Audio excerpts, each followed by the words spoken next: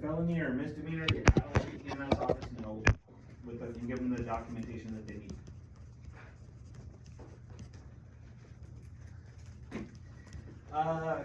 Carbon monoxide blocks the ability of the blood to oxygenate because it binds with the hemoglobin in the red blood cells.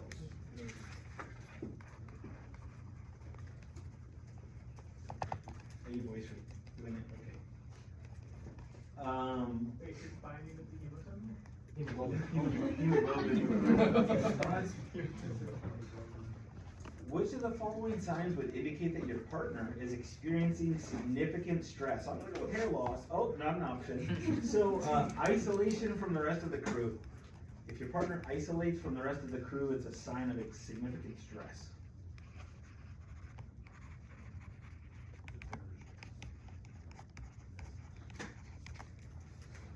A patient regains consciousness en route from his office to the emergency department. The patient tells you that he feels fine and now does not want to go to the hospital.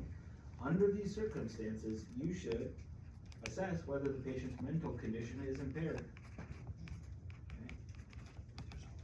So if a patient changes their mind en route, you gotta make sure that their mental condition is impaired or not.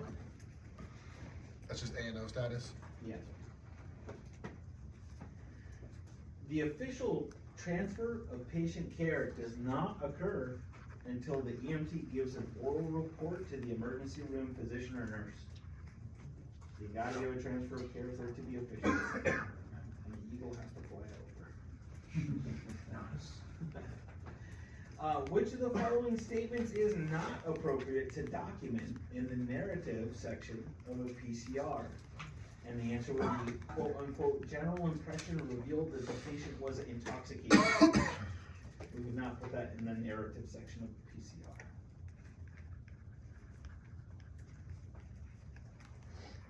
We would not put patients in the Why is that? We don't know for sure. Yeah, because we don't know for sure. Not factual. The medical term for painful or difficult urination as well. Ooh, nice, dysuria. Yeah, dysuria. You would expect a patient who is experiencing difficulty breathing to be in which of the following positions? Should you put them in supine, Fowler, prone, or recovery? Fowler, yep. Can we repeat the question? You would expect a patient experiencing difficulty breathing to be in which of the following positions? Fowler, so sitting up.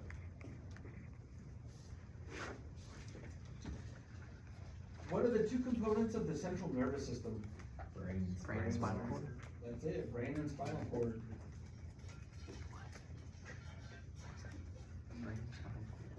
The diaphragm and the intercostal muscles, so the muscles between the ribs, contract during inhalation. What? The diaphragm and the intercostal muscles contract during inhalation. Or hiccupping. You suspect that a 75-year-old man has internal injuries after he fell and struck his ribs and abdomen on the corner of a table. When assessing and treating an injured patient of this age, you must recall that his ability to physiologically compensate for his injury might be impaired due to the inability to increase cardiac output. Can you repeat that? So, elderly gentleman fell, hit his stomach and his ribs. You should remember that his ability to compensate for his injury might be impaired due to increased cardiac output. Increase? It says increased. Yeah. Normally it would be decreased. But whatever, that's the answer they want. Go with that one.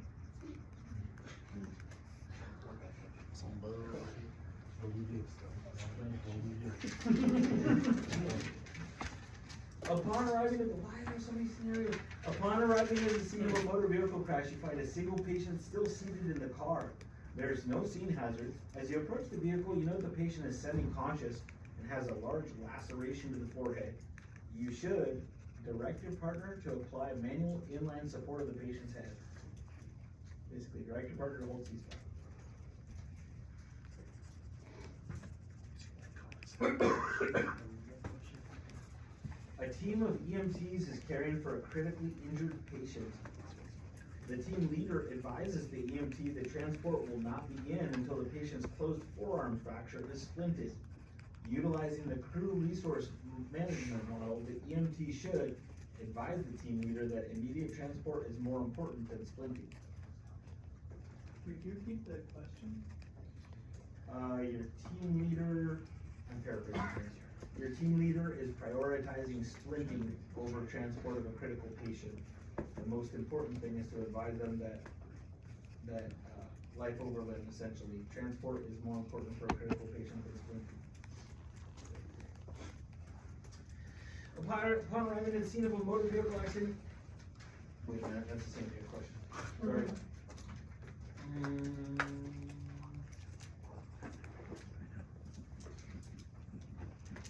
A 39-year-old male sustained a stab wound to the groin. Ouch.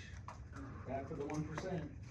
During an altercation at a bar, as you approach the patient, you note that he's conscious, screaming in pain, and is attempting to control the bleeding, which is bright red, spurting from his groin area. You should apply direct pressure to the wound. Which is real intimate.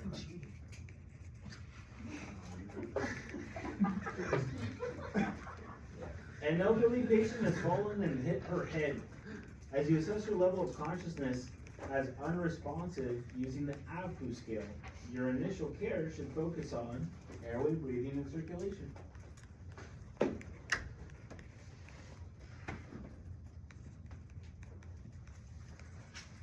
A 23-year-old male experienced severe head trauma after his motorcycle collided with an oncoming truck. He's unconscious, has agonal gasps, and copious bloody secretions in his mouth. How should you manage his airway? You would want to alternate oropharyngeal suctioning and ventilation with a BBM. You got a suction, ventilate, suction, ventilate. That's what you would do.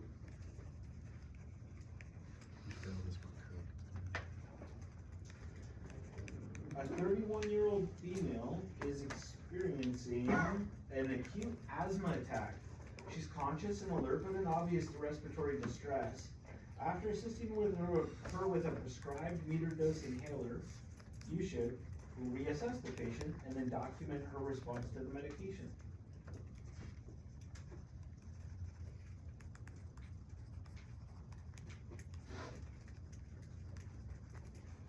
A 49-year-old male with extensive cardiac history presents with 2 hours of crushing chest pain and shortness of breath. He's pale and diaphoretic and tells you that he feels like he's going to die.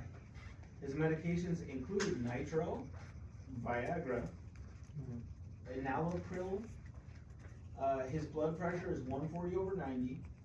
His heart rate is 110. In addition to administering supplemental oxygen if needed, you should ask him if he took his Viagra within the last 24 hours.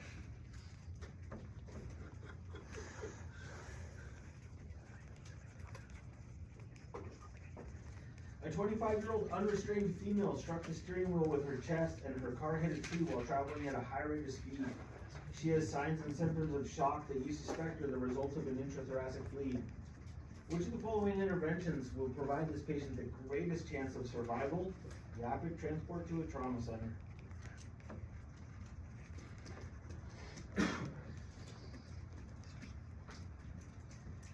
A 56-year-old male is found semi-conscious by his wife. Your assessment reveals that his respirations are rapid and shallow, his pulse is rapid and irregular, and his blood pressure is low. The patient's wife states that he complained of left arm pain and nausea the day before, but would not allow her to call 911. The most likely cause of this patient's presentation is acute myocardial infarction.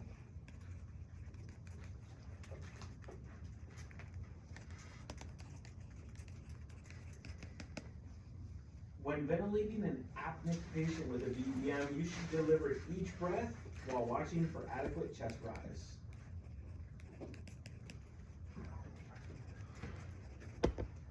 A sign of respiratory distress seen in the neck is accessory muscle usage.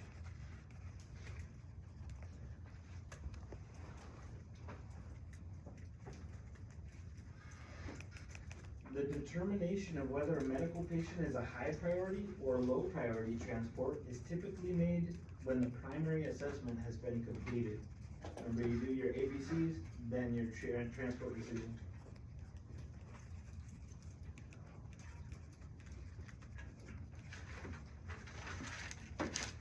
Treatment with continuous positive airway pressure, or CPAP, would most likely be contraindicated in which of the following situations? Shortness of breath and a blood pressure of 76/56.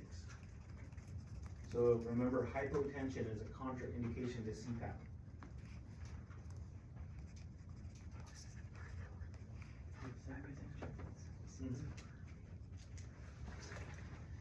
Some common side effects of nitroglycerin include all of the following except hypertension.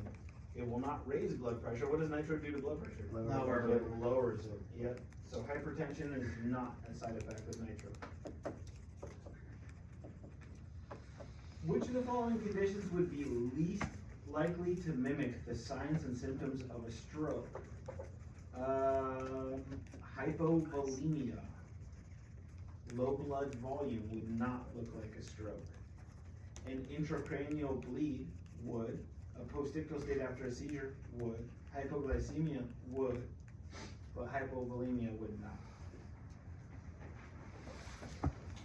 The most important treatment for a patient with severe abdominal pain and signs of shock is transporting the patient without delay.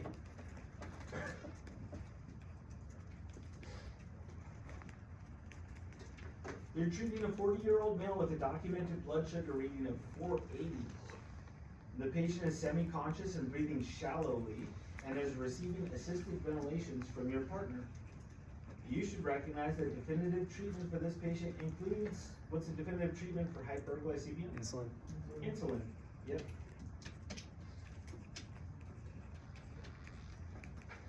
You're assessing a young male who is stung on the leg by a scorpion.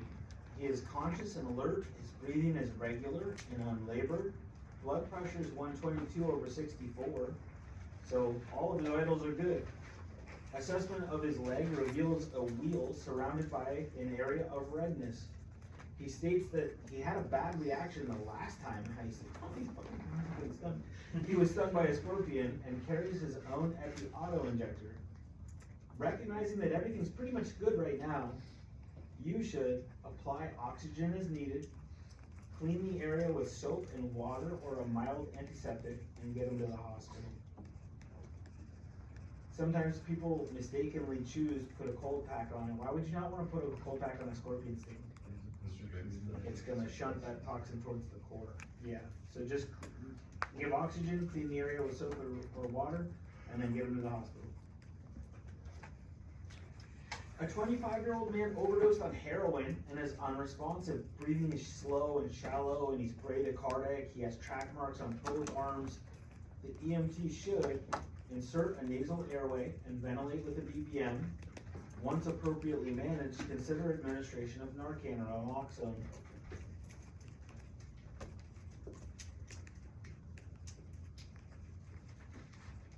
A 66-year-old male presents with bizarre behavior.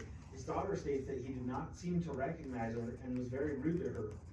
The patient is conscious and has an open airway and adequate breathing.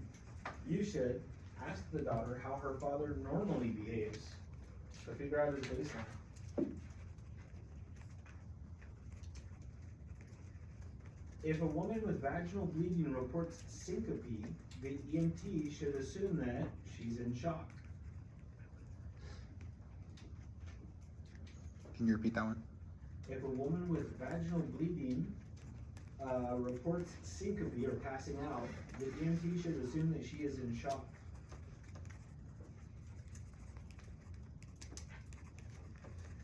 Following a blunt injury to the head, a 22-year-old female is confused and complains of a severe headache and nausea. On the basis of these signs and symptoms, you should be most concerned with the possibility of intracranial bleeding.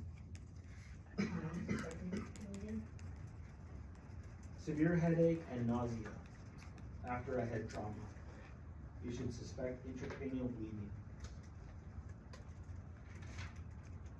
all of the following should be addressed during the primary assessment, except capillary bleeding.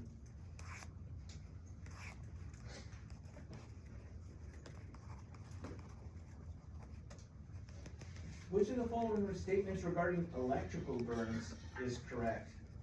And the answer would be entrance wounds are small relative to the amount of internal tissue damage.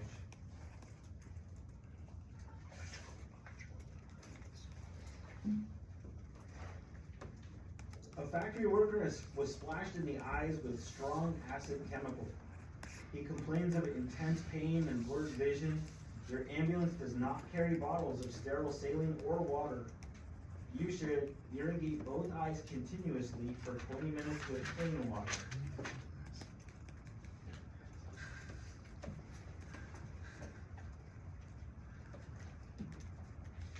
Lacerations to the scalp might be an indicator of deeper, more serious injuries.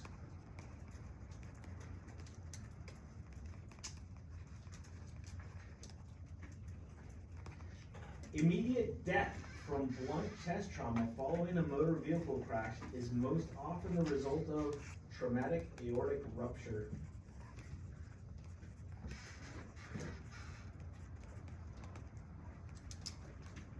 A football player was struck by another player in the right flank area just below the posterior rib cage. He complains of severe pain and point tenderness to the area. Your assessment reveals there is a small amount of blood in his underwear. You should be most suspicious for blunt injury to what organs in the right lower flank? Kidney. Kidney. Yep. A 54-year-old male accidentally shot himself in the leg while cleaning his gun. Your assessment reveals a small entrance wound to the medial aspect of his right leg. The exit wound is on the opposite side of the leg and is actively bleeding. The patient complains of numbness and tingling in his right foot. You should control the bleeding and cover the wound with a sterile dressing.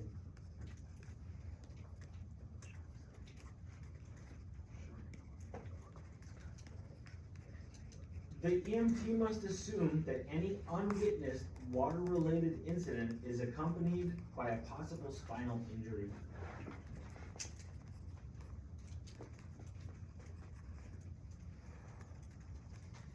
If a newborn's heart rate is less than 60 beats per minute with adequate ventilation following delivery, you should begin chest compressions.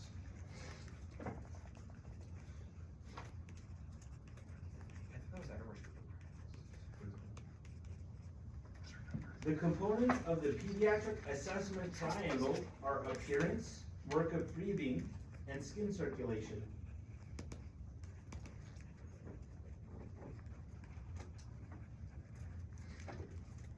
An elderly patient might understate or minimize the symptoms of his or her illness because he or she fears hospitalization.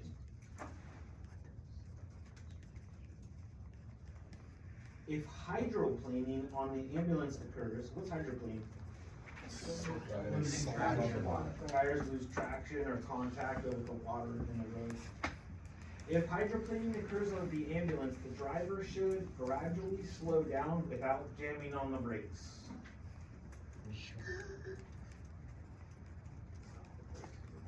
And last one, a hiker was injured when he fell approximately 20 feet from a cliff. When you arrive at the scene, a member of the technical rescue group escorts you to the patient who is positioned on a steep incline. The most appropriate method of immobilizing and moving the patient to the ambulance is to immobilize his spine with a long backboard and then put him into a basket stretcher. Right. That is all of the JBLearning questions on this exam. Dang. That was almost half the exam. Okay. Damn. Oh my goodness. Wait, I have a question. So make sure you study the study guys. There's no reason to fail this exam. Yeah. Is the ADR, is the question gonna get, is the test gonna get an ADR and we can take a million times that tonight? Or Thursday? If you can get it done before Thursday. No, I have to put in the grading, so I need it before you guys take the final. Yeah. Get the test prep done before class on Thursday. I need it in the grade book. Yeah. 79 work? No. Wait,